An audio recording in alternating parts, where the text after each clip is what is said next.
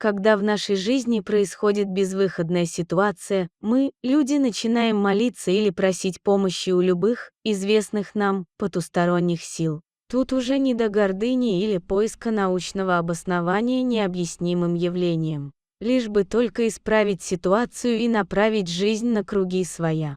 Героиня этой истории, Наталья, попав в беду, уже ни на кого не надеялась. Но какое-то седьмое чувство все же подсказало ей, как себя вести и к кому обратиться за спасением. Произошло это в далекой сибирской тайге в 1999 году. На дворе был страшный кризис, и люди искали любые способы заработка, чтобы хоть как-то свести концы с концами. Вот и одна молодая семья переехала в сельскую местность, так как главе семейства предложили в этих суровых краях неплохую должность на крупной лесопилке. Конечно, отец с матерью понимали, что их дочери нужно учиться, и поэтому приложили все усилия, чтобы ребенок поступил в Московский институт. Девушка оказалась способной. Наташа пробилась на экономический факультет, куда был очень приличный конкурс. Как иногородней студентке ей предоставили место в общежитии. Но, несмотря на открывшиеся перспективы в будущую жизнь, девушку все равно тянуло к родителям. Наталья не могла дождаться окончания сессии, когда можно будет приехать в отчий дом на каникулы. Экзамены были сданы успешно, и юная студентка на первом же поезде направилась в сторону дома. Мама встретила ее с теплом и вкусными пирогами, но объяснила, что у папы много работы, поэтому встретить единственную дочку у него не получилось. Мужчина работал по плавающему графику и должен был появиться в доме только дней через 5. Наташа решила подготовиться к встрече и порадовать отца свежими заготовками из лесных грибов и ягод. Утром мама ушла на работу. Кроме домашнего хозяйства, она вела бухгалтерию. Трудилась на полставки на местной ферме. Дождавшись, когда мама уйдет, девушка надела резиновые сапоги и дождевик направилась в лес. Она не боялась заблудиться, так как надеялась на то, что еще не успела забыть эти места.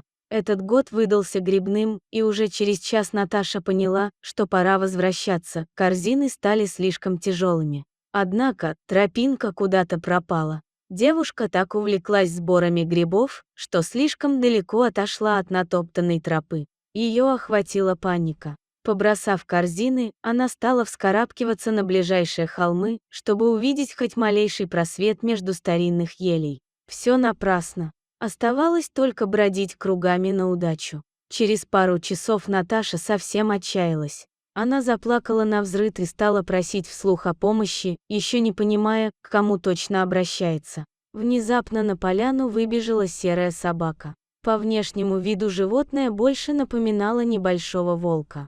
Пес подбежал к заблудавшей девушке и стал вилять хвостом. Тут она вспомнила, что в кармане у нее есть пирожок с мясом, который брала с собой в дорогу. Девушка достала угощение и бросила на землю. Собака с радостью приняла подарок и съела его за пару секунд. Потом пес побежал в лес и скрылся из виду. Через время опять выбежал. Словно не понимая, почему девушка за ним еще не последовала. Она наконец догадалась, что животное призывает ее идти за ним. Пришлось повиноваться. Почти час она пыталась догнать собаку, так как та бежала слишком быстро. Когда же Наталья вышла на дорогу, ведущую к поселку, пса уже рядом не было. Он словно ушел сквозь землю.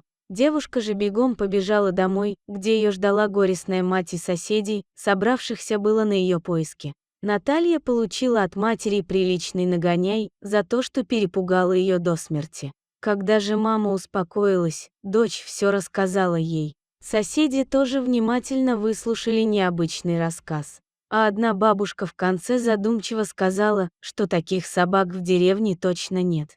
Пожилая женщина добавила, что, возможно, дух леса услышал мольбу о помощи девушки и явился к ней в образе животного. А когда его покормили пирожком с мясом, то он решил помочь заблудившейся выбраться. Остальные присутствующие разделились ровно пополам. Кто-то верил в эту версию, а другие стали отрицать.